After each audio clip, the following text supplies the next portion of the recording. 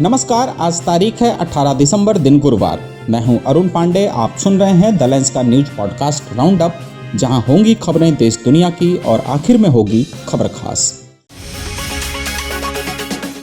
लोकसभा में आज विकसित भारत गारंटी रोजगार और आजीविका मिशन विधेयक 2025 पारित कर दिया गया।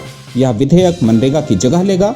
विपक्ष ने इसका तीखा विरोध किया। विपक्षी सांसदों ने सरकार पर राष्ट्रपिता महात्मा गांधी का अपमान करने और मनरेगा के प्रावधानों को कमजोर करने का आरोप लगाया। ग्रामीण विकास मंत्री शिवराज सिंह चौहान ने विधेयक का बचाव किया। उन्होंने कहा कि मनरेगा में गांधी जी का नाम 2009 के चुनाव को ध्यान में रखते हुए जोड़ा गया था।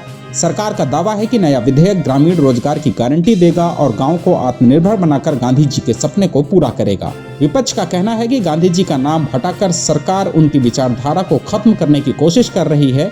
विधेयक पर लोकसभा में 8 घंटे से ज्यादा चर्चा हुई और हंगामे के बीच इसे पारित किया गया। उधर पश्चिम बंगाल की मुख्यमंत्री ममता बनर्जी मनरेगा का नाम बदले जाने के बाद केंद्र सरकार पर बुरी तरह हमलावर हो गई हैं। केंद्र की वीबीजी रामजी योजना के जवाब में सीएम ममता ने ऐलान किया कि राज्य की ग्रामीण रोजगार योजना कर्मश्री का नाम बदलकर महात्मा गांधी के नाम पर रखा जाएगा। एक बिजनेस सम्मेलन में आज उन्होंने कहा कि मनरेगा से महात्मा गांधी का नाम हटाना शर्मनाक है। अगर कुछ दल राष्ट्रीय प्रतीकों का सम्मान नहीं कर पाते तो हम करेंगे। हम राष्ट्रपिता को नहीं भूलेंगे। गौरतलब है कि कर्मश्री योजना में लाभार्थियों को 75 दिन का काम मिलता है।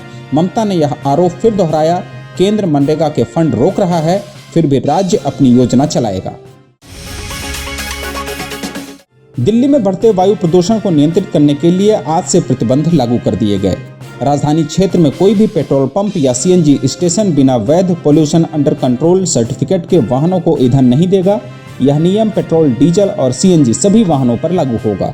इंद्रप्रस्थ गैस लिमिटेड सहित सभी ईंधन कंपनियों को इसकी सख्ती से पालन करने के निर्देश दिए गए हैं। अगर आप सीएनजी वाहन चलाते हैं तो घर से निकलने से पहले अपना पीयूसी सर्टिफिकेट जरूर चेक कर लें। साथ ही दिल्ली के बाहर के उन वाहनों के प्रवेश पर भी प्रतिबंध लगाया गया है जो BS6 वर्जन से नीचे के हैं। उधर छत्तीसगढ़ के सुकमा जिले में आज नक्सलियों के खिलाफ अभियान में सुरक्षा बलों को बड़ी कामयाबी मिली। गोलापल्ली थाना क्षेत्र के पहाड़ी जंगलों में डीआरजी जवानों ने मुठभेड़ में 3 माओवादियों को मार गिराया, जिनमें एक महिला भी शामिल है। तीनों के शव बरामद कर लिए गए हैं। कुछ हथियार भी मिले हैं। इलाके में देर शाम तक सर्च ऑपरेशन चलाया गया। गौरतलब है कि इस साल छत्तीसगढ़ में अब तक मुठभेड़ में 284 माओवादी मारे जा चुके हैं।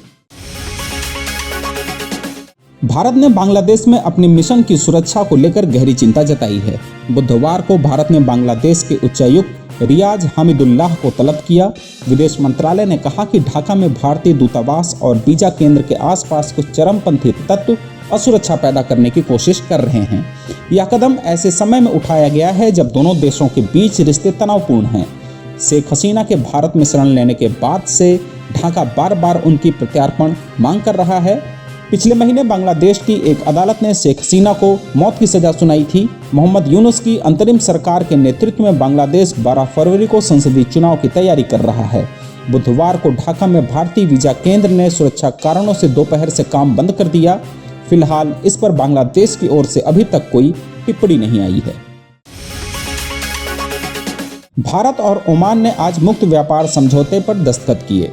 प्रधानमंत्री नरेंद्र मोदी और सुल्तान हैथम बिन तारिक की मुलाकात में यह समझौता हुआ। इस समझौते से उम्मीद लगाई जा रही है कि इससे दोनों देशों के बीच व्यापार को बढ़ावा मिलेगा, निवेश बढ़ेगा, नौकरियां पैदा होंगी।